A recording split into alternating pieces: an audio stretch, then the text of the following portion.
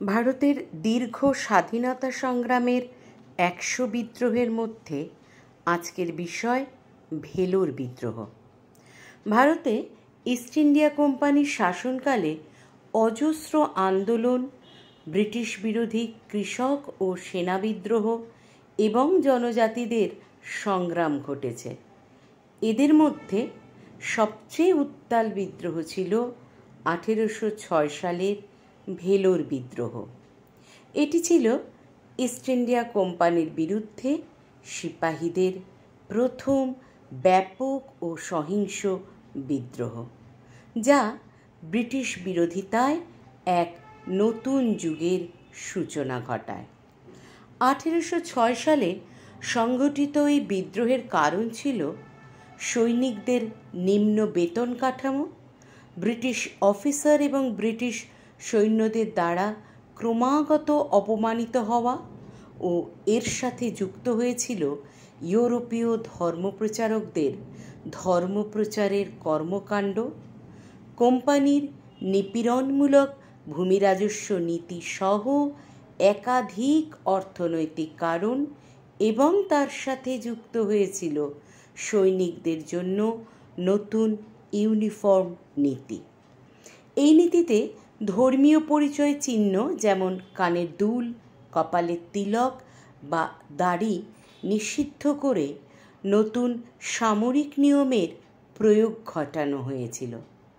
সংস্কারকৃত ইউনিফর্মের আকারে সাংস্কৃতিক দমন কোম্পানি প্রয়োগ করে ভারতীয় ঐতিহ্যবাহী পোশাক, পাগড়িকে বাদ দিয়ে পশুর চামড়ার হেডড্রেস ব্যবহার করা বাধ্যতামূলক করে দেয়। ওই হেডড্রেস হিন্দু এবং মুসলিম উভয় সম্প্রদায়ের দ্বারা ধর্মীয় কারণে প্রত্যাখ্যাত হয়েছিল।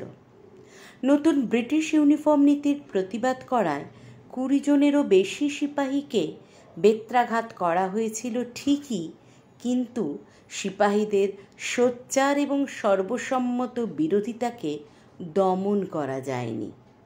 এর প্রমাণ মেলে ১৮০৬ সালের ১০ই জুলাইয়ের ভয়ানক রাতে, যখন সুবেদার মুনির খানের নেতৃত্বে একদল সিপাহী এবং আরও কয়েকজন ঊর্ধ্বতন ভারতীয় অফিসার ভেলোর ফোর্টের মধ্যে ব্রিটিশ গ্যারিসনকে অতর্কিতে আক্রমণ করে। ঐতিহ্যবাহী অস্ত্রে সজ্জিত এবং জাতীয়তাবোধে উদ্বুদ্ধ হয়ে তারা ব্রিটিশ বাহিনীর বিরুদ্ধে ভয়ানক যুদ্ধে লিপ্ত হয়। টিপু সুলতানের পরাজয়ের পর দুর্গটি ছিল তার পরিবারের আবাসস্থল।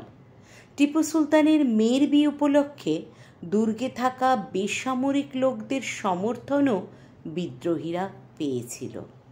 বিদ্রোহী সৈন্যরা টিপুর দ্বিতীয় পুত্র ফতেহ হায়দারের নামে দুর্গ দখল করে এবং সেই রাতেই দুর্গের উপর মহীশূর সালতানাতের পতাকা উড্ডীন করে।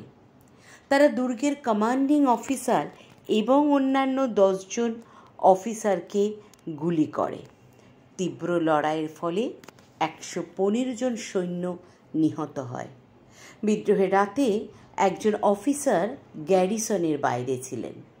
বিদ্রোহের খবর ছড়িয়ে পড়া মাত্র তিনি দ্রুত আরকট থেকে বিপুল সংখ্যক ইংরেজ সৈন্য নিয়ে এসে বিদ্রোহী সৈন্যদের ঘিরে ফেলে ৩৫০ জন বিদ্রোহী সৈনিককে হত্যা করে এবং তীব্র লড়াইয়ের পর ব্রিটিশ সেনা দুর্গটি পুনরুদ্ধার করে। বিদ্রোহের অবসানের পর বিদ্রোহের কারণ সম্পর্কে অবিলম্বে সরকারি তদন্ত শুরু হয়েছিল।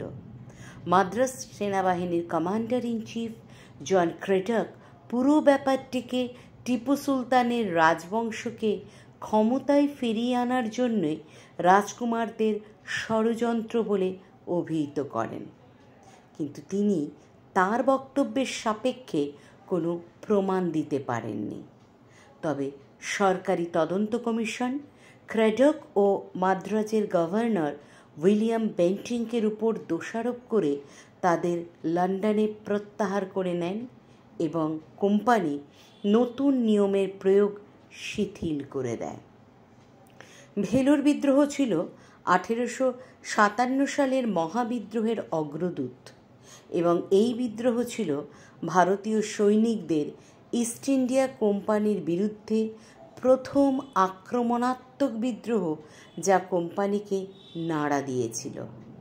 ফলাফলের বিচারে এই বিদ্রোহ ছিল অসফল। শুধুমাত্র একটি দিনের জন্যই এই বিদ্রোহ স্থায়ী হয়েছিল।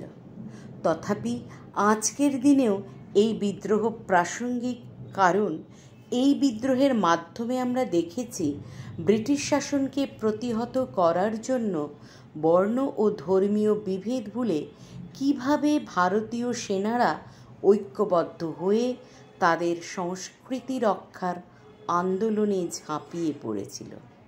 এই বিদ্রোহ কালের গণ্ডি ছাড়িয়ে আমাদের মনে এই চেতনার উন্মেষ ঘটায় যে অত্যাচারের হাত থেকে মুক্তি পাওয়ার জন্য কেবল সামরিক শক্তি নয়, প্রয়োজন বিভেদ ভুলে স্বার্থহীনভাবে সাধারণ মানুষের শক্তির উপর ভরসা রেখে তাদের নিয়ে একত্রিতভাবে প্রতিরোধে এগিয়ে যাওয়া।